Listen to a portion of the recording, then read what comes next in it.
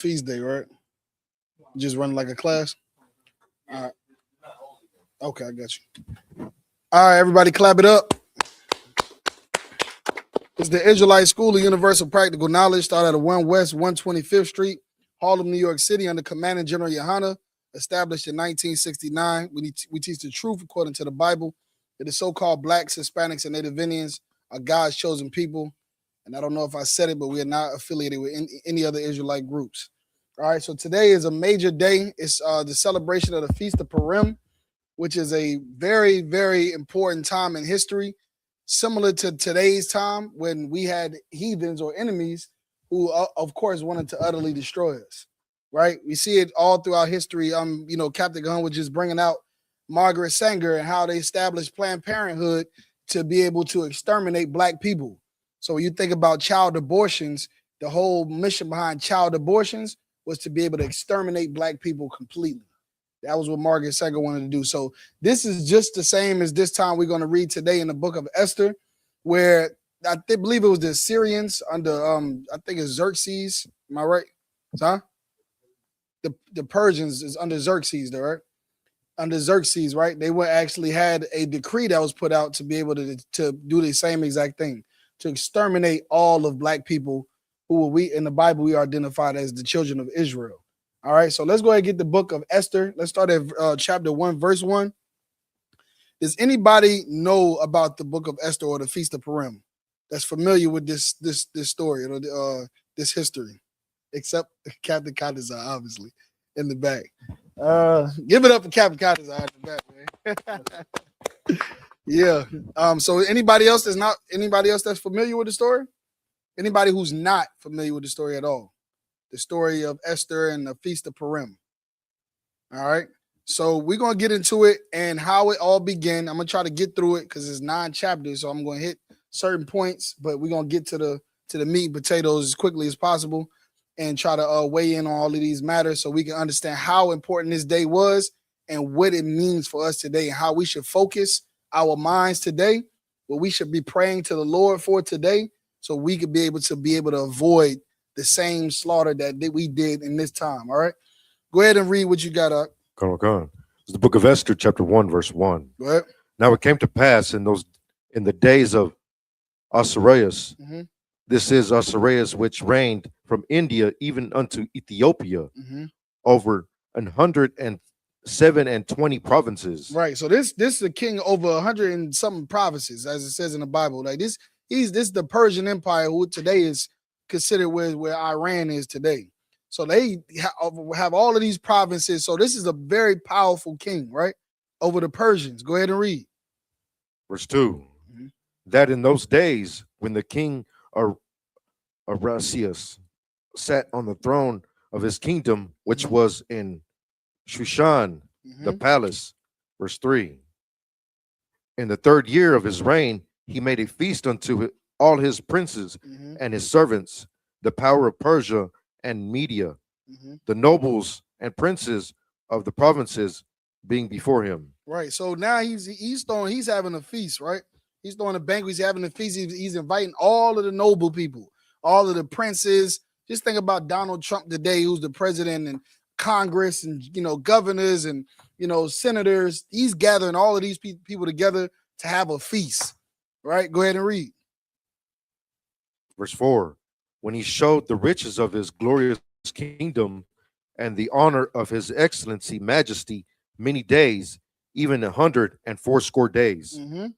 Verse 5. And when these days were expired, the king made a feast unto all the people that were present in Shushan, the palace, both unto great and small, 7 days in the court of the garden of the king's palace. Go ahead.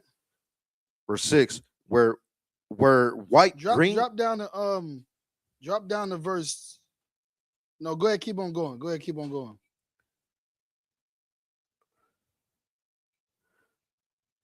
Where white, green, blue hangings fastened with cords of fine linen and purple to silver rings and pillars of marble. The beds were of gold and silver upon a pavement of red and blue and white and black and marble. verse So 7. you can tell he's doing it big. You know what I mean? They got all gold and the drapes and everything. This is a very high value party right here, right? High caliber party that they having. Go ahead and read. Verse 7. And they gave them drink in vessels of gold, the Right. vessels The being drinks is in gold vessels. You know what I mean? Like we ain't just having drinks. We ain't just drinking good drink. We drinking out of gold vessels. Go ahead and read. the vessels being diverse one from another. None of And them was the same. They all was unique. You know what I mean? Handcrafted, unique gold vessels for you to drink out of. Go ahead and read. and royal wine in abundance, Mhm. according to the state of the king. Mm-hmm. Verse 8. And the drinking was according to the law, none did compel. For so the king had appointed to all the officers of his house that they should do according to every man's pleasure. Right. Like come here, make sure you have a good time, enjoy yourself, whatever makes you happy, whatever pleases you, that's what you're gonna do today. This is a party for all of us. Enjoy yourself, right? Have a good time, knock yourself out. Go ahead and read. Verse 10. Now we're gonna get into it. This is where all of this began, right here, right? This story about Esther and the Purim. It begins right here. And why did it begin? We're going to read. Go ahead and read. On the seventh day, when the heart of the king was merry with wine. Right. So now the king, he's drunk. He done had a lot of drink, and now he's merry or feeling good. Go ahead and read. He commanded Mehuman, Betha, Herbana, Bigtha, and Abagtha, Zethar, and Carcass, the 7 chamberlains that served in the presence of Assuerus, the king. Mm-hmm. Verse 11. To bring Vashti, the queen, before the king with the royal crown. Now hold it right there. So now this is the king, right? Over the Persians. He's having a big party, a big celebration. He invited all his boys and all that's in power and all of these different provinces. And he got so drunk that he thought it'd be a good idea to show his woman off and parade his woman around all of these men, which this is why we are gone astray as Blacks, Hispanics, and Native Indians, because we've learned from the heathens on how to move. And that's what we do today. We put out, we like, and the time when Blacks, Hispanics, and Native Indians should be correcting our sisters and telling them to put some clothes on, be modest, have them being modest, meaning put away, covered. We take examples from heathens who parade their women around, who prostitute their women. Bring them, they have all of their guy friends come around, and then they call for their wife to come out and show her off and let her prance around. Kind of like what you see when you Captain Jazariak had to battle with Brother Polite in that time. You remember he had all his wives there because he thought that was a good thing to do because he too follows after the heathens, right?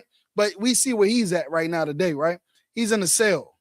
He's in a cell right now, right? Because of his lust. And that's what we learn from heathens. Well, this king is a Persian king, and he's merry and rich beyond measure. And he decides, hey, you know what? I'm drunk. Go get my wife. Have her come down here. Go ahead and read.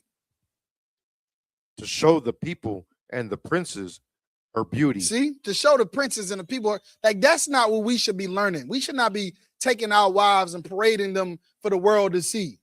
A woman is supposed to be for you in your corner. Right. You know what I mean? She's supposed to be in your corner. Commander Jenny Hanna said something so long ago that always stuck with me about a revolutionary woman. He said a revolutionary woman is some woman that you don't even know her name. You don't know her name. You don't know who she is, where she's at, where she comes from, but she's the reason for all of the programs that we have. She's the reason for why cities are fed, why brothers are clothed. She's the reason why you don't even know her name. That's revolutionary. Right. But because these type of lessons that we learn under the captivity of our oppressors, we think that we're supposed to take our woman and show them to the world. And now it's not about the things that she provides for the city. It's not what she does for the brothers. It's not what she does for the camp or the nation. It's about how she looks. And now you see a bunch of women who are absolutely dead gorgeous, but are dumb as a rock. You understand? They're dead gorgeous, but have nothing to bring to the table. They don't know how to cook eggs. They don't know anything. They don't know how to make a home. You understand? Because the roles have been reversed because this is who we follow after. Where beauty is the thing that's valuable, Well, that's not how us people are. Us Israelites are. We are raising up virtuous women, women that have ability. You understand? So go ahead and continue. Where is it at?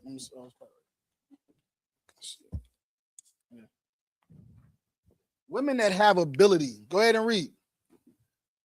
For she was fair to look on. Verse 12. But the queen Vashti refused to come at the king's commandment by his chamberlains. Therefore was the king very wroth. Now just imagine, you know what I mean? You got a wife and you ask your wife to do something. How many brothers in here that asked their wife to do something and then she refused to do it? Right? She told you, no, I'll get around to it. Do it yourself. Right? You can imagine this man is angry now. You know, he wants his wife to come do what he wants her to do, what he wants him to do, her to do, my bad. And she said no. And again, this is the example that we follow and our sisters follow, right? We see this because our sisters are made, and as far as Israelites, as helpmeet to their husband. You know what I mean? To serve their husband. You know, like all through the night, creating things so much so that he's known in the gates. You understand? To serve him, a pillar of rest. Well, this woman right here is a whore. You understand? And to take after a woman like this would make a woman a whore. You understand? This is what we've become today. The land has fell to whoredom and all kind of wickedness because we are following men who parade their women and women who disobey their husbands. Go ahead and read. And his anger burned in him. Go ahead. Verse 13. Then the king said to the wise men, which knew the times, for so was the king's manner toward all that knew law and judgment. Verse 14.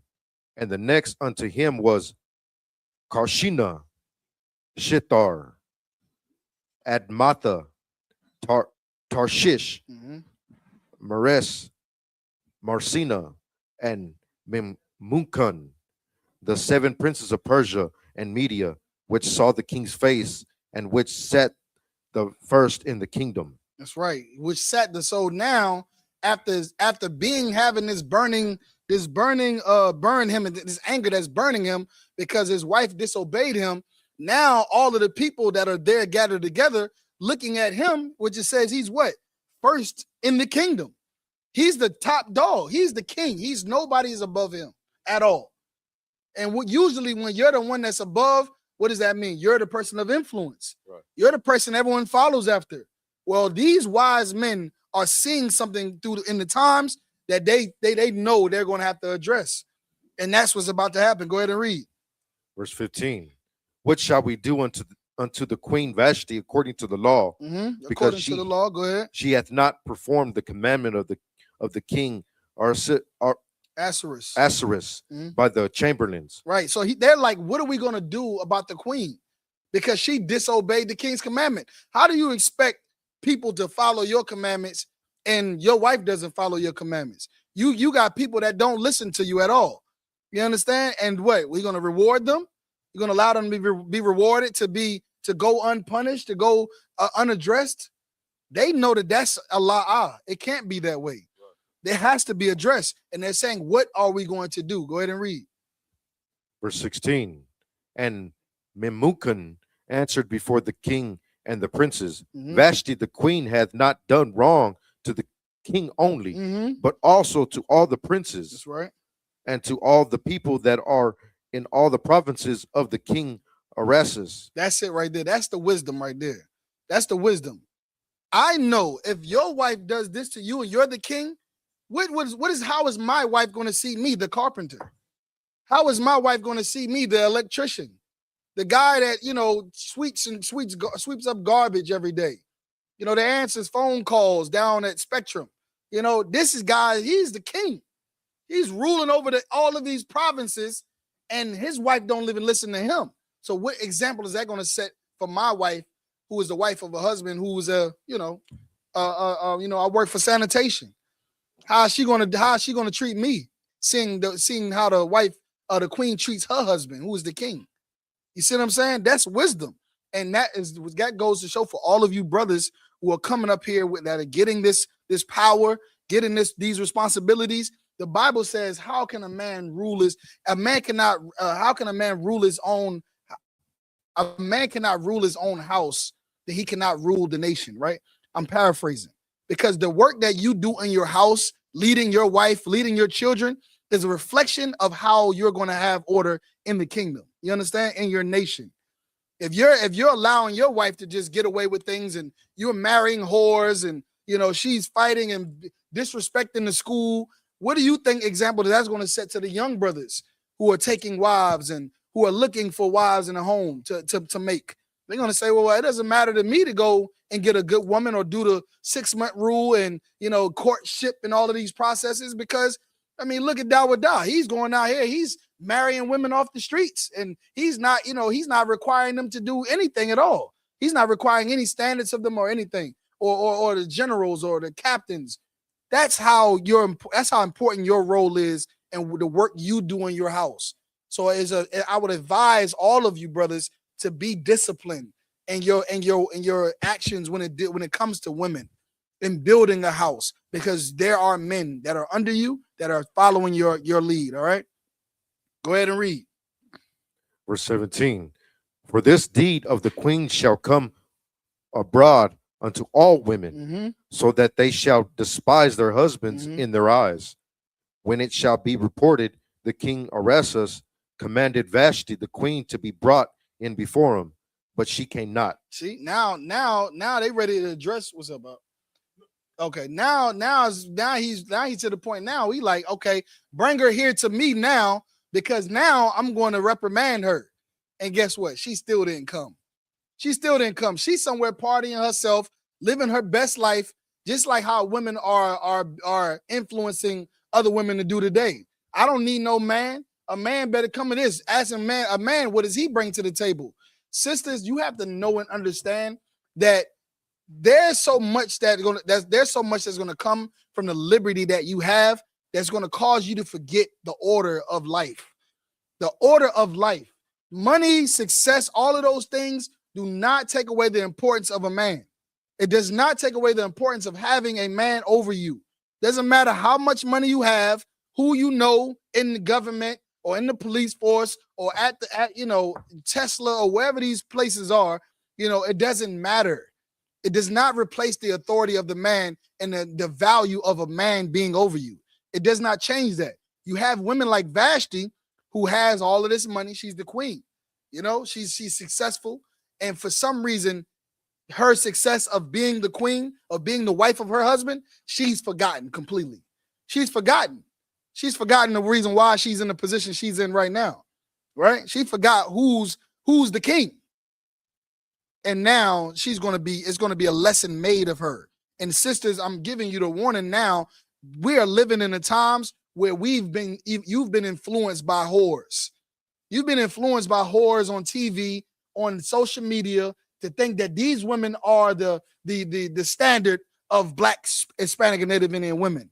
And so many women now are in single parent homes, child support, trying to live off of child support, dealing with so many different diseases, homelessness, Section 8 welfare. They're struggling bad.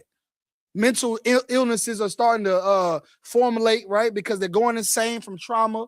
That's all a product of you following after whores like Cardi B, Tiana Taylor, who else? I can go on and on and on. But these women have forgotten the importance of the Black man, of a man being over them. You understand? And Vashti is going to learn the lesson that a lot of women learn all the time. Go ahead and read. Verse 18. Likewise shall the ladies of Persia and Media say this day unto all the king's princes, which have heard of the deed of the queen. Thus shall there arise too much contempt and wrath. Go ahead and read. Verse 19. If it please the king, let there go a royal commandment from him, and let it be written among the laws of the Persians and the Medes, that it be not altered, that Vashti come no more before King Arasas, and let the king give her royal estate unto another that is better than she. Unto another that is what? Better than she. That is what? Better than she. Another that is better than she. Because being a good woman doesn't have nothing to do with how much money you have. Being a good woman doesn't have nothing to do with how much power you have. Being a good woman doesn't have nothing to do with how good you look, how much beauty you have. being a good woman and being a better woman has to do with how you can be able to serve your head or your nation. That's it. And that's what we're going to learn about Esther. That's what we're going to learn today about Esther. Vashti, on the other hand, she's not a better woman. She is a abomination. She's someone that you should not follow after. And if you examine what is happening with her and her husband in this situation, then you can line so many women that we see on TV and the media right now today. And those women are not better women than we are supposed to be raising in the children of Israel, man. Go ahead and read. Verse 20. And when the king's decree which he shall make shall be published throughout all his empire, for it is great, all the wives shall give to their husbands honor, both to great and small. That's right. The great and small. You understand? It doesn't matter if that man is an electrician or he's a $40 million ball player. It doesn't matter, because he's your husband and you should honor him. You should honor him because that is your husband. And that's the Lord. That's the man that the Lord put over you, and the Lord put his dominion in Black, Hispanic, and Native Indian men. You understand? All right, drop that. Let's go down to where we at now? Go ahead to we in chapter 2 already? Okay. Go ahead and read. Go ahead, continue where you at. This is the book of Esther, chapter 2, verse 1. Go ahead. After these things, when the wrath of King Ahasuerus was appeased, he remembered Vashti and what she had done and what was decreed against her. Verse 2. Then said the king's servants that ministered unto him, let there be fair young virgins sought for the king. There we go. So now he's already planning on replacing Vashti. Kick her out into the streets. You want to be outside, you want to be rebellious and disobedient, well, then you for the streets. Like my boy Nietzsche say, back to the apartments. You understand? Go ahead and drop down to let's go to verse 12. So now he's going to gathering up new maids, new virgin women, because there's plenty of women out here, brothers. There's plenty of women out here. You understand? You should definitely take the time to get to know these women and make sure to improve these women, because you don't want to end up with a whore. All right? You don't want to end up with a whore, and there's plenty of women out here for you to make a good wife out of. All right? Go ahead and read. Verse 12. Now when every maid's turn was come to go into King Ahasuerus, after that she had been 12 months, according to the manner of the women. For so were the days of their purifications accomplished, to wit, 6 months with oil of myrrh, and 6 months with sweet odors, and with other things for the purifying of the women. Okay. So we skipped the part. It was in verse 10. Just read verse 10 right quick, all right? Okay. Verse 10.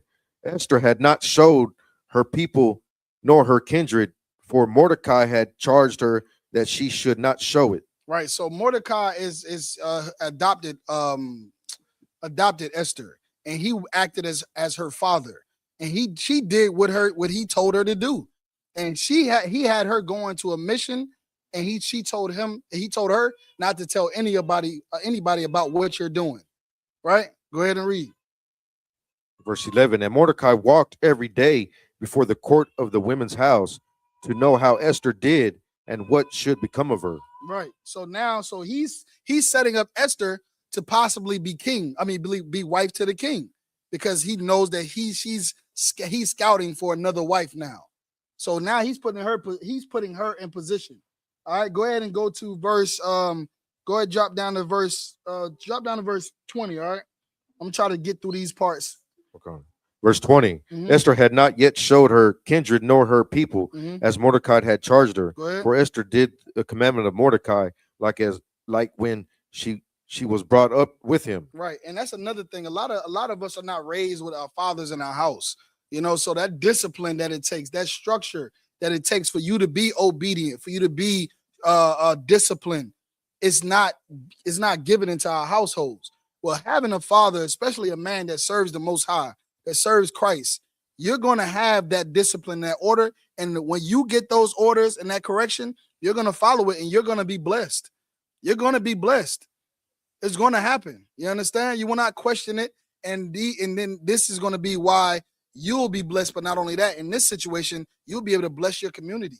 You'll be able to bless your nation, right? Because you not only that, you will not be a woman that's a selfish woman. You understand? You'll be a woman that's selfless, that cares for others. You understand? Go ahead, keep reading.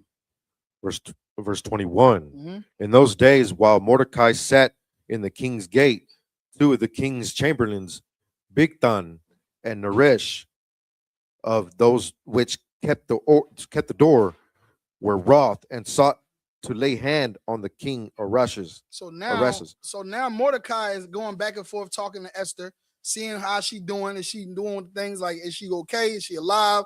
Is she doing the things she's supposed to do? But while he's at the gate, he sees two of the chamberlains basically plotting to kill the king, to unalive the king. Go ahead and read. Verse 22. And the thing was known to Mordecai, who told it unto Esther the queen. Mm-hmm. And Esther certified the king thereof in Mordecai's name. Mm-hmm. Go ahead. Verse 23. And when inquisition was made of the matter, it was found out. Therefore, there were both hanged on a tree, and it was written in the book of the Chronicles before the king. Now, this is a good thing that Mordecai did. You know, he didn't have to do it, but he's just such a just man and a righteous man. He stood in a place where he knew that even his oppressor, who was Ahasuerus, right, that his chamberlains was going to unalive him. Now, you would think like I would want my master to be, unalive, but instead he saw an opportunity where he can utilize this later. So he told Esther to report this to the king, and it was found out that they were plotting to unalive him, and they hung both of the chamberlains. Now, remember this, because again, this is a play to be able to work in his favor later. Go ahead and read.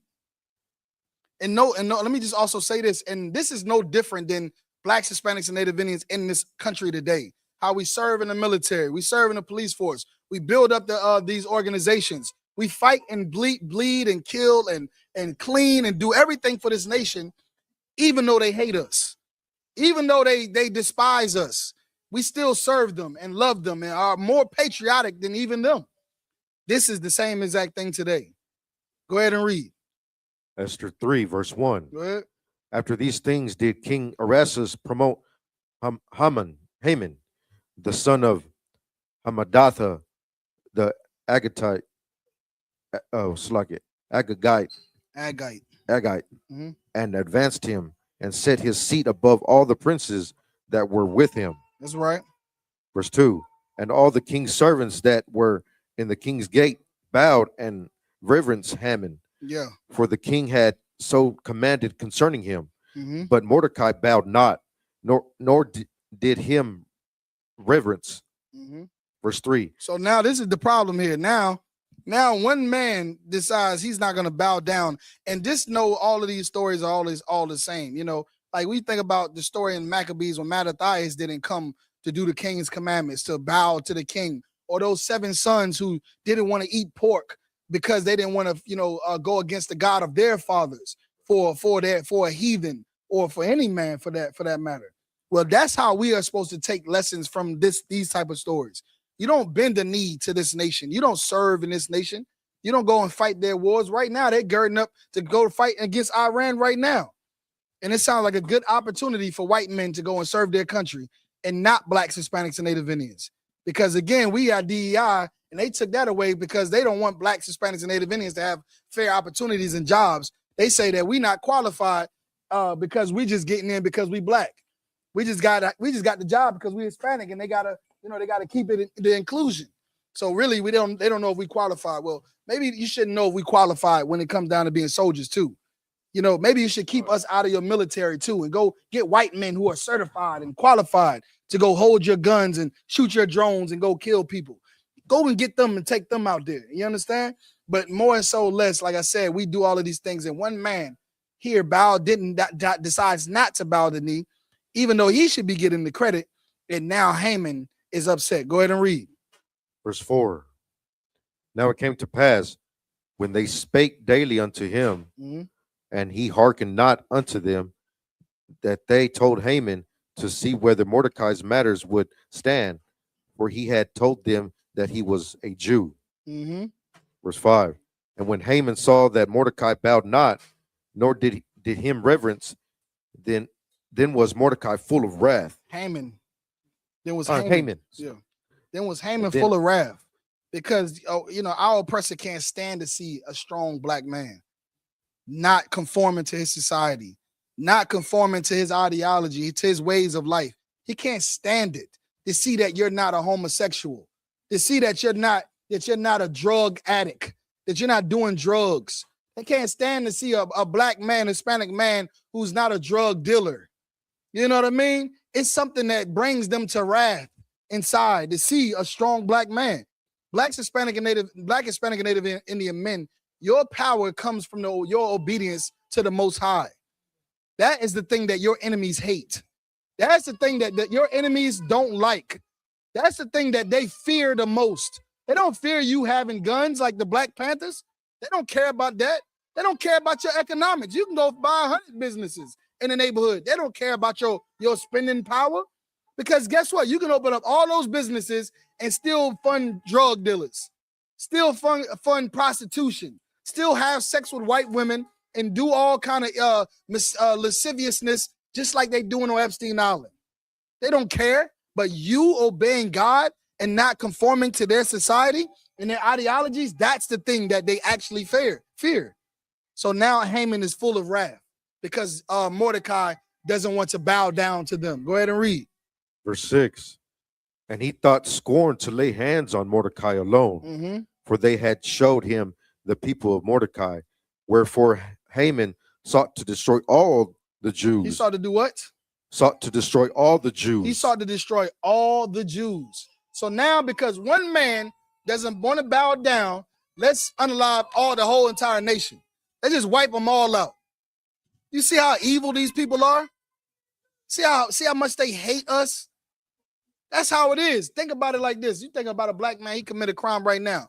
Who's going to pay for that black man's crime? All black men. They're going to be out here unaliving any man that fits the description. Tall black male, Hispanic male, and they're going to unalive you. And just because you're black and you're Hispanic and you fit the description, that's the same as it always have been. You a black man, you a Hispanic and Native Indian man, they don't like something you're doing, all of us have to pay. We all pay. We all pay. You don't even have to do anything wrong for you to have to pay. We all came here on slave ships. You think we came here on slave ships because we were evil criminals? No, because the white man is the devil the Bible speaks of. That's why. Because our oppressors hate us. Nothing more, nothing less. Now Haman didn't want to bow the knee. Now all the Jews have to be destroyed. Just like Margaret Sanger, just like all of these people who've ruled over us here in America and in and abroad. They want us all dead, man. And we got to remember that just because you got a job and you got opportunity and you got a Visa card and a passport, don't mean that they don't hate you. Don't mean that you got freedom here. Doesn't mean that you have equality. Doesn't mean that they love you and it's fair. No, you're just being deceived. Like the Bible says, a gift destroyeth the heart. Right. A gift destroyeth the heart. You're being given these things so you could be docile, so you can continue to go to work every day and not be a problem.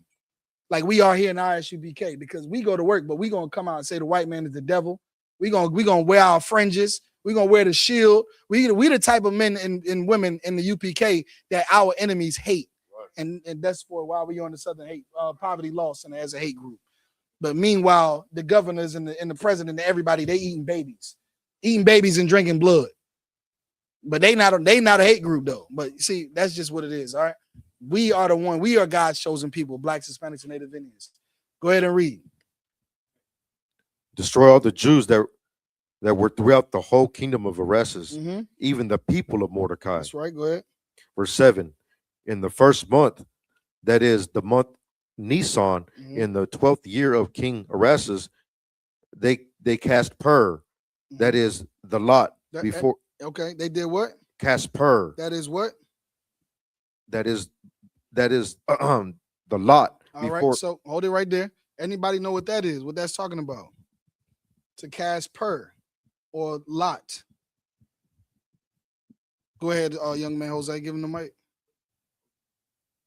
Is it like rolling dice? That's right. I'll give him a hand. That's exactly what it is. Casting lot is rolling dice, casting pur, and that's where the name Purim comes from, because they cast lot in our and for the fate of our judgment. Could you imagine that? How hateful and mischievous these and diabolical these people are? Like all of our lives hung on a roll of a dice. They play games with our lives. You understand?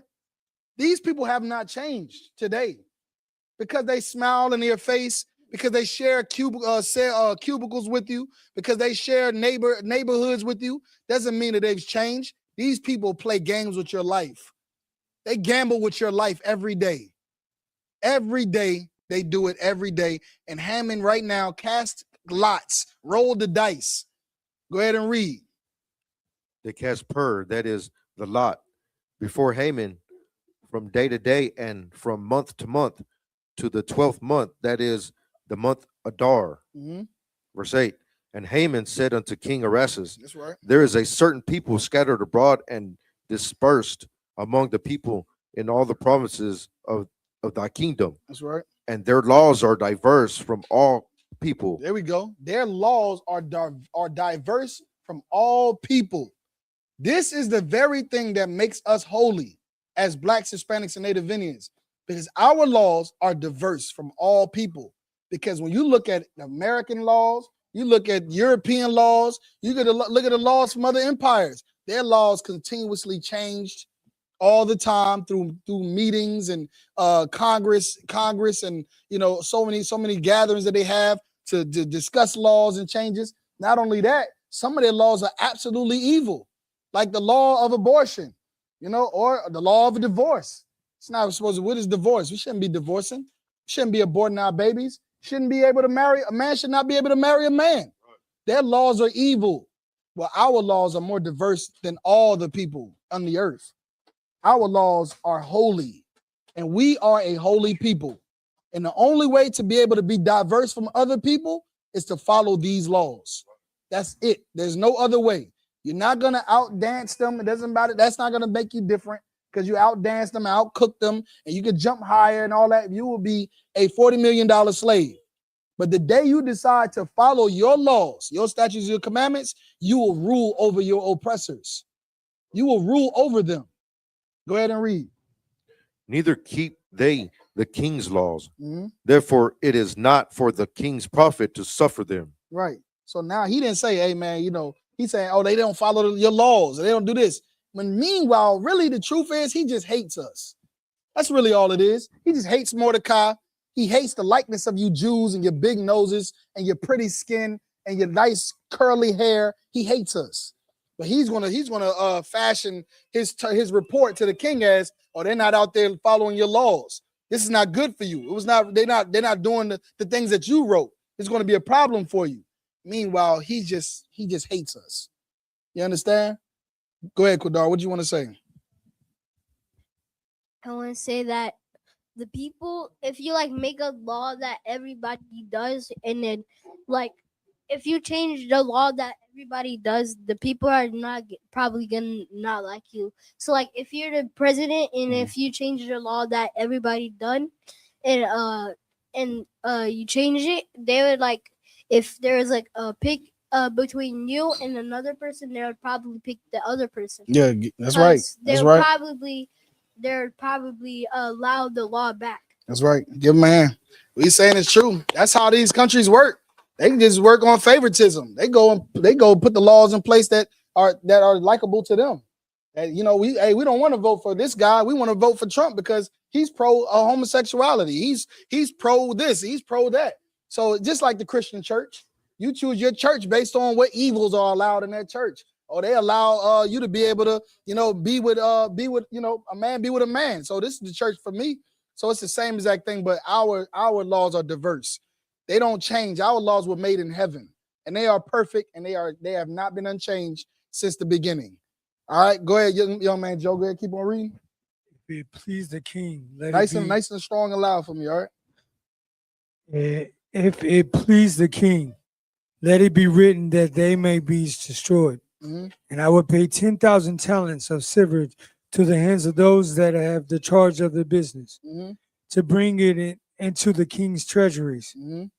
And the king took his ring from his hand and gave it to Haman, and the son of Hammedatha, the Agagite, Mhm. the Jews' enemy. Right. The Jews' enemy. That's it. They're our enemies, man. They hate us. Got nothing to do with us not wanting to follow their laws or, not wanting to play in their arenas and, whatever else that they try to make it out why they killing us. Or because he's ran the red light. He ran the red light. Oh, now that's punishable by death now. They just want to unalive us, man. That's all they want to do. They are our enemies. The Bible tells us this all in it says Genesis. You understand? These people are our enemies, man. Outside of us, they're a confederate against us, right? Go ahead and read.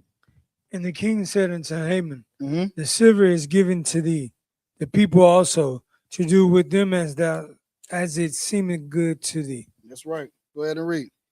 Then were the king's scribes called on the 13th day of the first month, and there was written according to all that Haman had commanded unto the king's lieutenants Mm-hmm. and the governors, and they were over every province. All right, drop that. Let's go to chapter 4, all right? Verse 4, chapter 4, verse 1. So now we done got to Vashti. Vashti done, got put out of position because she was disobedient to her husband. And then Mordecai Ahasuerus sought out to find another wife, someone that would be obedient, so that every other man's wife doesn't be disobedient to their husband, following after Vashti, right? So he set out to get another wife.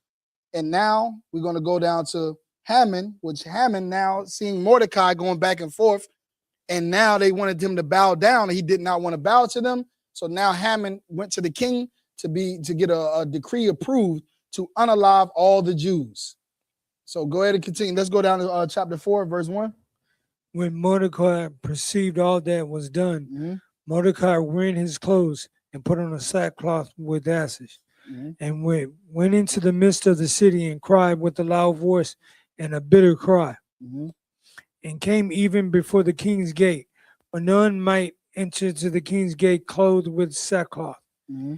And in every province, whithersoever the king's commanded and his decree came, there was great mourning among the Jews, fasting and weeping and wailing, and many lay in the sackcloth and ashes. That's right. So now Mordecai is aware of the decree that was set out for all of the Jews to be unalive, and now they're in mourning. They're in mourning. They're thinking to themselves like, man, we all about to be unalive. This is it. We're all going to be hung on a tree, and he's coming to the gate to try to plead, to try to get this overturned, and everybody's in mourning. Well, this is the thing, Blacks, Hispanics, and Native Indians. We don't know what's happening in this society today. We don't know our identity, right? So many of us had to come into the UPK just to learn who we are, and so much to know the evils of, who the devil is, right? Or what their plans is, or their what is the scriptures called about it? Their crafty counsel that they're taking against us. We are living in a society blind. And though it may not seem that we're all in danger, I'm here to tell you right now, Blacks, Hispanics, and Native Indians, we are in danger. We are in danger. There's always danger around the corner for Blacks, Hispanics, and Native Indians, because our people are under our enemies. And they are made decrees and took crafty counsel to destroy you in every way possible. And I just brought out earlier about Margaret Sanger and Planned Parenthood. While Planned Parenthood seems so great to most people, it was originally started to be able to exterminate Black people. And so many people call in. Besides the influence or the miseducation of Black influence, Black women, to believe that this is, all of this pro-body, my body, my choice, so on and so forth, the propaganda. But there are people that are going down to these Planned Parenthood and making anonymous donations to Planned Parenthood, saying, hey, man, I want to make a $50,000 donation, and I want it to go specifically to Black abortions. I got to make a $100,000 donation. I want this to specifically be for Hispanic abortions. Anonymous donations. No different than the white guy that got a little fake business set up right now where he's taking calls for illegal immigrants.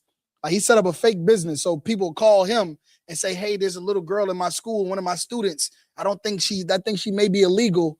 Her parents don't look really like they got papers." And he's asking them, "So what is that? What does a person with papers look like?" You know, he's exposing them. But there's so many people who are out against us: the police, ICE, your government, your court system, the prison system. So I can go on and on and on. We are in danger, Blacks, Hispanics, and Native Indians. It may not seem imminent, but you better believe that you better serve God, because we are on the hit list to be taken out by our enemies in one way or another. They got so many ways to do it.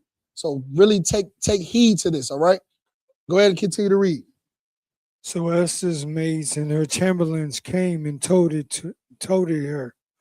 Then was the queen exceedingly grieved. And she sent raiment to clothe Mordecai. All right, where you at? What scripture you at? Where you at? 4. Verse 4. Yeah, 4 and 4. All right, Yeah. read up to 5, and then read up to 5, and then we're going to have Jose read. Take up. Jose, we're going to have you read after he get to verse 5, all right? So you're going to take up at 6. Go ahead and read, Joe. And to take away his sackcloth from him, but he received it not. Go ahead. Then called Esther for Hattuck, one of the king's chamberlains, whom had appointed to attend upon her, and gave him a commandment to Mordecai. So now, again, Mordecai goes and confers with Esther again, just like how he did with the chamberlains that was plotting against the king. Now he's coming to her about the whole, decree about unaliving all the Jews. He's conferring with her again, because now Esther's inside. You understand? She's inside. She's an inside man right now. He's coming back and forth with her, putting things, giving her news or information, and she's utilizing that to be able to pull strings in the inside. You understand?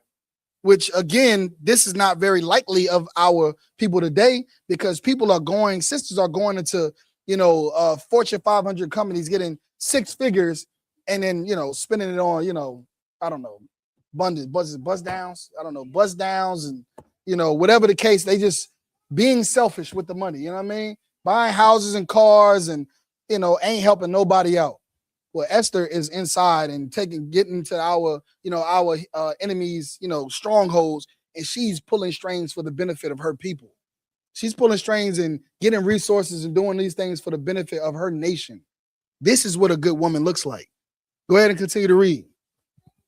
To know what it was and why it was. Go ahead. Go ahead. Verse 6, Jose.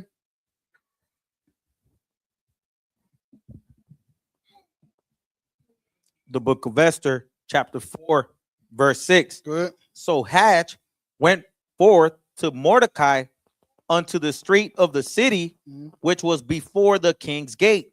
Drop down to verse 13, all right? Verse 13. Go ahead. Then Mordecai commanded to answer Esther, think not with thyself that thou shalt escape in the king's house more than all the Jews.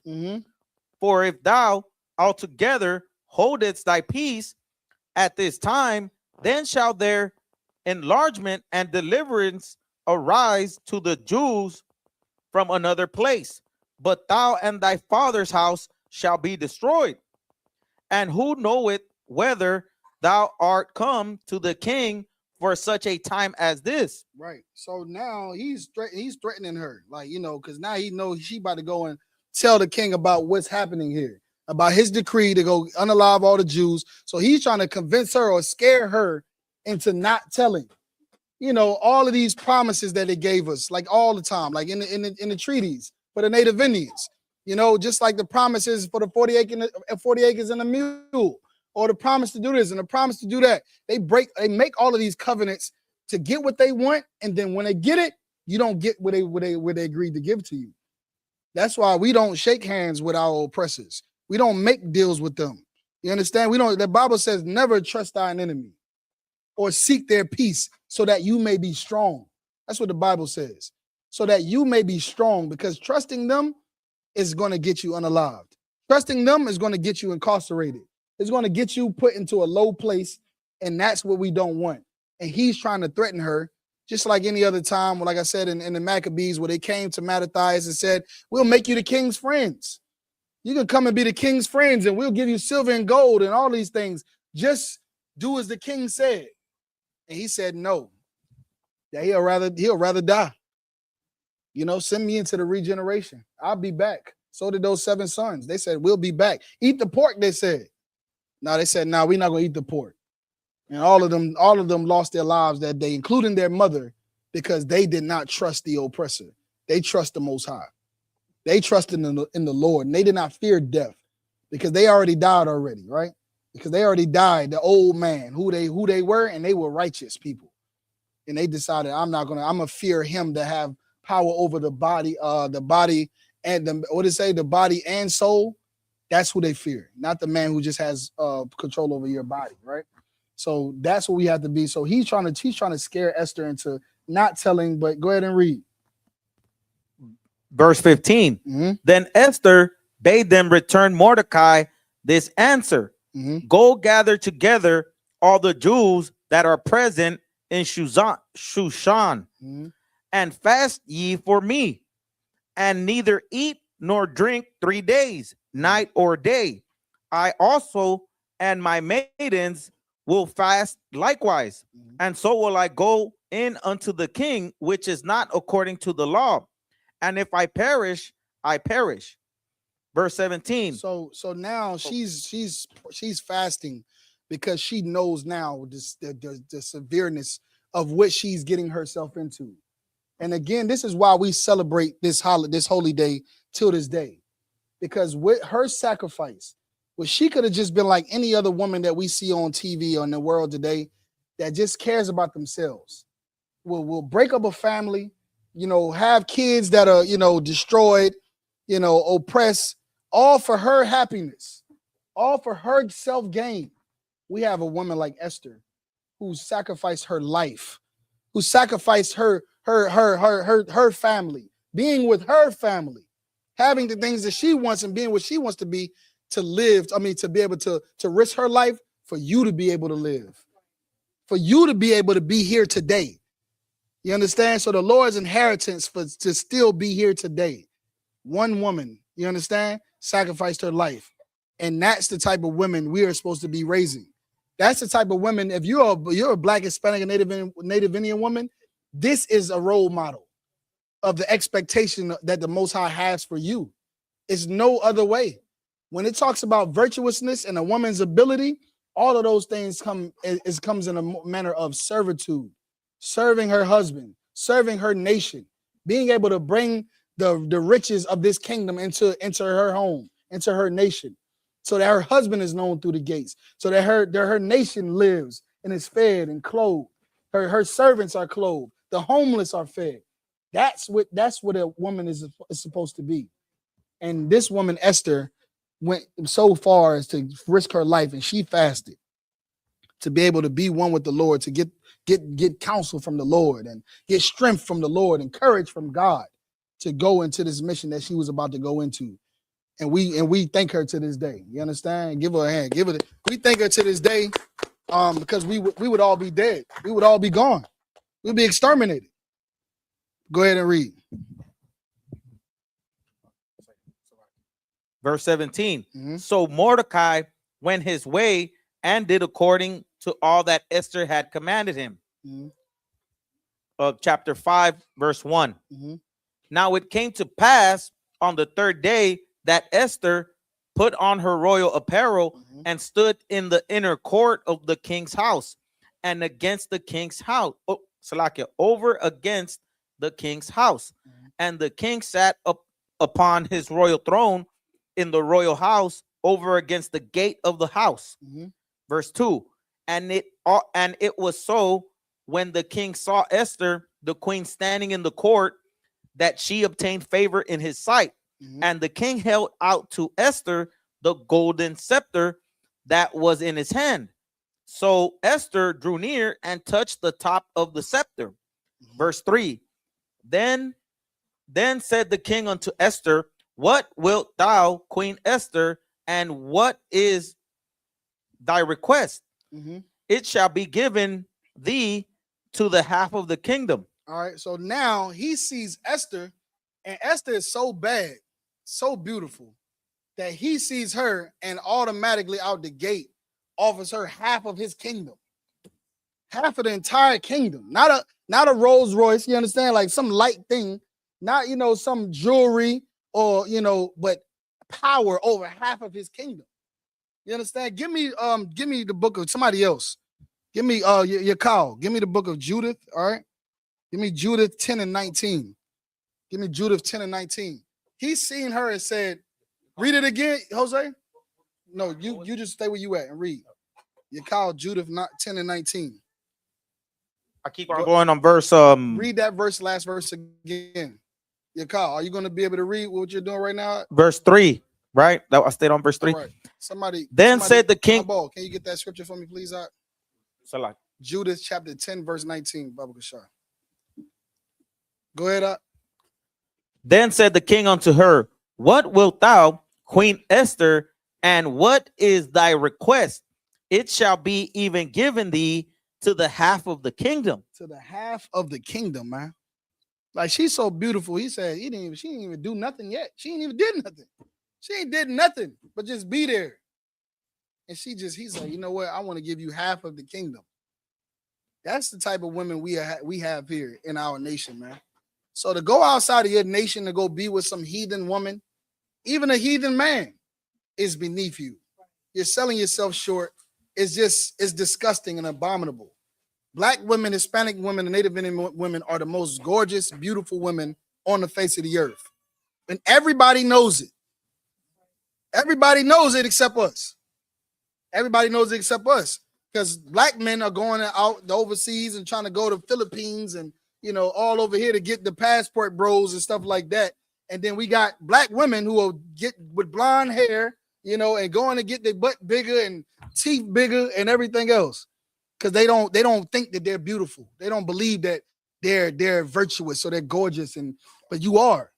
And you're only doing that because you are listening to your oppressors. Your oppressors made you believe that black wasn't beautiful, that your nose or your hips and your curves and all of these, even being petite, all of those things were beautiful. Well, guess what? The heathens know it because he's looking at Esther now and saying, hey, I'm going to give you half of my kingdom. Somebody got Judith? Go ahead and read it out. This book of Judith, chapter 10, verse 19. Go ahead.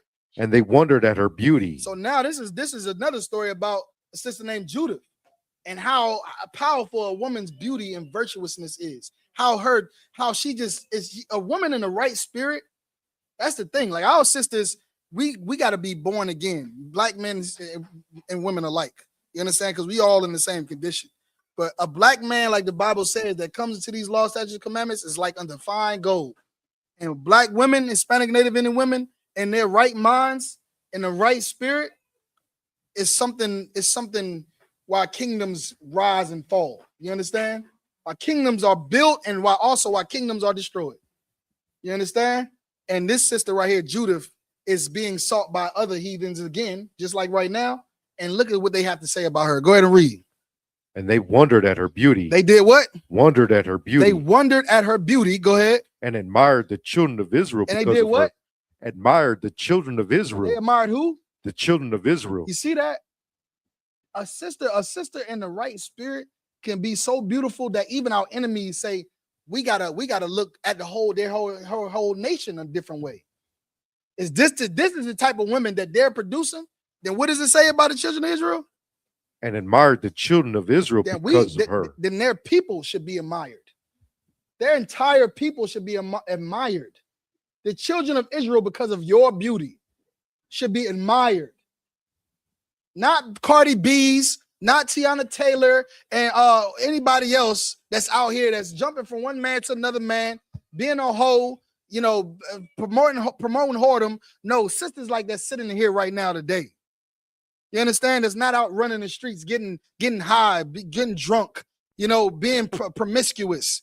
No, that are in the right spirit. They're going to see you and they're going to admire black people. They're going to admire Hispanic and Native Indian people by your looks, by your spirit. Go ahead and read. And everyone said to his neighbor, who would despise this people? They said, who would despise this people? You look at a sister like Esther, you look at a sister like Judith, you look at all these sisters, you say, who can despise a people like this? We should admire these people, the whole nation. Go ahead and read. That have among them such women. Have among them such women like this. We got to get back to this, sisters. This is what we got to get back to.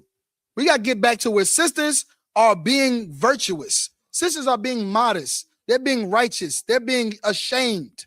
You understand? Shameful, shamefaced. Because those are the things that are show the true beauty of a woman.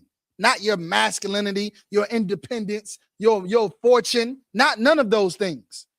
Doesn't make you special, but you being obedient, you being submissive, being modest, being for your people. You know, that is a beautiful thing.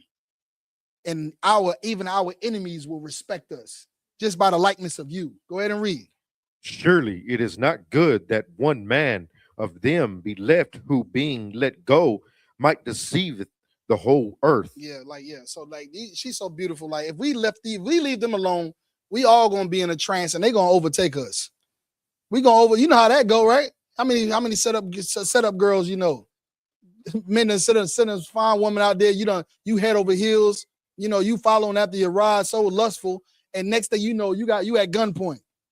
Well, they know that about our women too. They're like, if we allow these people to be around, we gonna mess around and get swindled by being captivated by their beauty and get weak to the point now we're gonna be overthrown.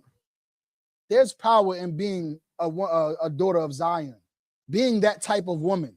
And we're reading about a woman right now who we're going to remember until the end of time. You understand? Go ahead and read where you at, Jose. So now Haman is seeing Esther and saying, I'm going to give you half the kingdom. Already she getting power in the seat just off of her beauty. And again, beauty is not just about a physical appearance. It's a spiritual thing. You can see a spirit on a woman and say, this woman I know she'll be a good wife. I can see how she carries herself, her mannerisms, how she speaks, how delicate she is. You can see it. You can see a woman that's absolutely drop dead gorgeous. It's like, she's going to be a terrible wife. She's going to be a whore. I'm never going to marry her because it ain't about your physical appearance. You understand? Go ahead and read, Doc. Book of Esther, chapter 5, verse 4. Mm-hmm. And Esther answered, if it seem good unto the king, let the king and Haman come this day unto the banquet that I have prepared for him. And she's so finesse. She got so much finesse. So much finesse. She not okay. I appreciate it. Hey, thank you. I so appreciate it. You tell her, hey, I'm gonna pay you. Oh, appreciate it. Thank you. You gonna pay my bills? You gonna do this? Oh, thank you. No, she's not here for that. She's not here for your money and your fortune and your power. She got a whole nother agenda in mind, a whole nother mission in mind. She's not won by money and power. That's not what it is. Any regular sister today would have got that, and we'd have never seen her again. We'd have all been outside the gate about to die while she up in there eating grapes. You know what I'm saying? Eating grapes, living her best life, because that's the type of women that this society is breeding today. But Esther is showing the great example of how being finesse, being focused on the Lord's will, being selfless and caring about somebody other than yourself is more important than any amount of riches or power in the earth. Go ahead and read, Verse 5. Then the king said, cause Haman to make haste, that he may do as Esther had said. So the king Haman came to the banquet that Esther had prepared. So Esther turned around and prepared a whole banquet for the king. She prepared it. She's so finesse. Like, in sisters, you gotta learn how to use that femininity now. You learn to be feminine and learn how to use that femininity. You can get anything you want from a brother. Anything. It's just that he's giving her everything. And she could have just walked off and let her beauty just be her gift and never have to do nothing, never have to work a day in her life, never have to go clock in nowhere, nothing. Just like women expect to be today, right? Or just how women are today. You got all these Instagram models, they have no education, they have no abilities, no skill, because they are being made rich just off of their looks alone. And she could have did that. But instead, she said, no, I'm going to do something for you. See what I'm saying? I'm going to do something for you. I'm going to throw you a party. I'm going to throw you a banquet. And the king, he already was about to give her half the kingdom. He like, oh, a party? All right, listen, go ahead, get everybody together. Haman, get all the chamberlains. Go ahead and read, Verse 6. Mhm. And the king said unto Esther at the banquet of wine, Mhm. what is thy petition? Mhm. And it shall be granted thee. Right. Go And ahead. what is thy request? Even to the half of the kingdom it shall be performed. Mhm. Verse 7. Then answered Esther and said, my petition and my request is, if I have found favor in the sight of the king. Hold and it if- right there. Hold it right there. That's the thing that about a good woman. She wants to find favor in her man. You understand? Like that's something that's died in this society. It's a dead thing.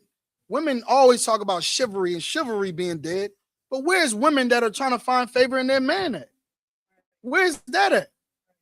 You expect a man to come and hold doors for you and do everything. You just walk right on in and that's it. You just step all over him and care nothing about the kind acts that he does. You just like Vashti. You just living off the coat of men, and you just a high maintenance whore, and you don't care nothing to have nothing to bring to the table. But then you have women like this who just want to find favor because in reality, this woman wants good things. She has a good agenda. Not only that, she knows how to get what she wants. She knows how to get it. She wants to find favor. She wants to please you. She wants to throw you a party. And more importantly, she has a request that it ain't about money. It ain't about power. It ain't about or none of those things. You're going to find out what it is right now. Go ahead and read. And if it please the king Mhm. to grant my petition and to perform my request, let the king and Haman come to the banquet that I shall prepare for them. And I will do tomorrow as the king has said. Mhm. Then when Haman forth that day joyful with a glad heart, but when Haman saw Mordecai Mhm. in the king's gate, Right. Now Mordecai, he was outside the gate at first. Now Mordecai in the gate. Now he like, hold up, wait, what's going on here? It's just the man that he just didn't bow down to him.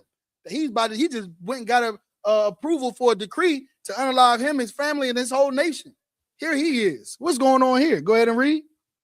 saw Mordecai in the king's gate, that he stood not up nor moved for him. Right. He was full of indignation Mm. against Mordecai. Mm-hmm. Nevertheless, Haman refrained himself when he came home and he sent and called for his friends and Zeresh, his wife. And Haman told them of the glory of his riches and the multitude of his children, Mm-hmm. and all the things wherein the kingdom had promoted him, Mm-hmm. and how he had advanced from above the princes and kings of the and servants of the king. Mm-hmm. Good.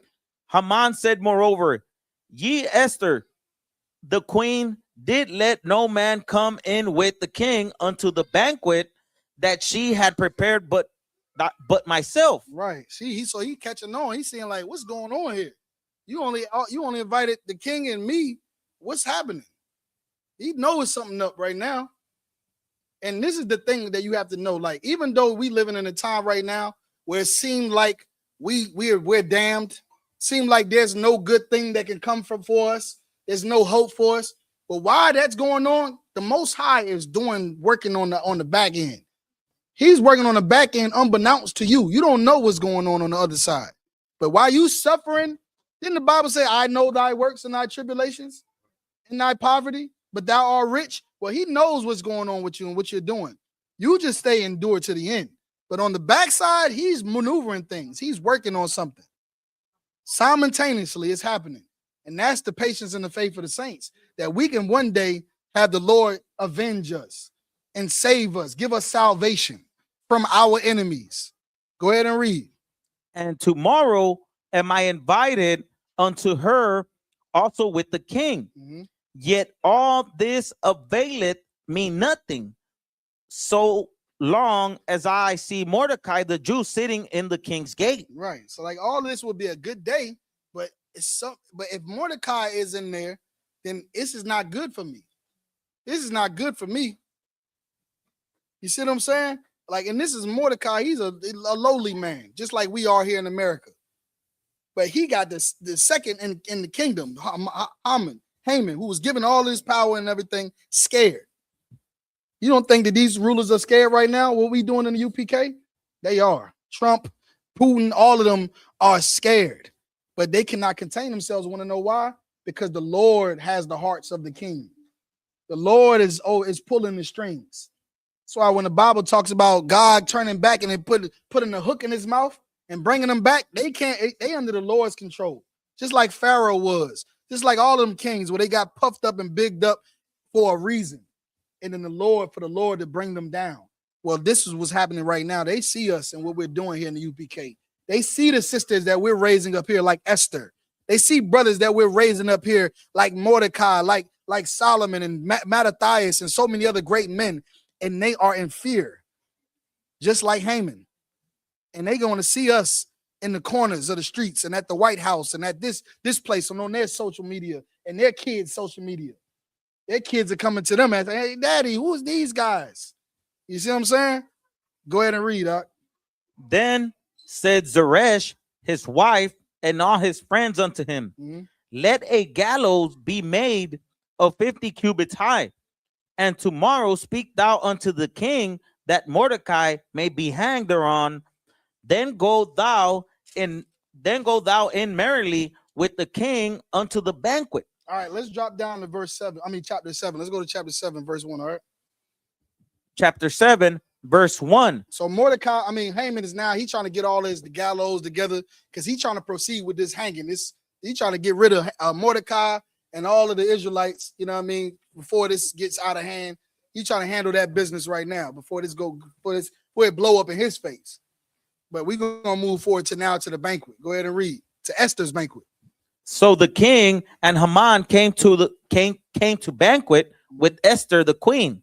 And the king said again unto Esther on the second day at the banquet of wine, what is thy petition, Queen Esther?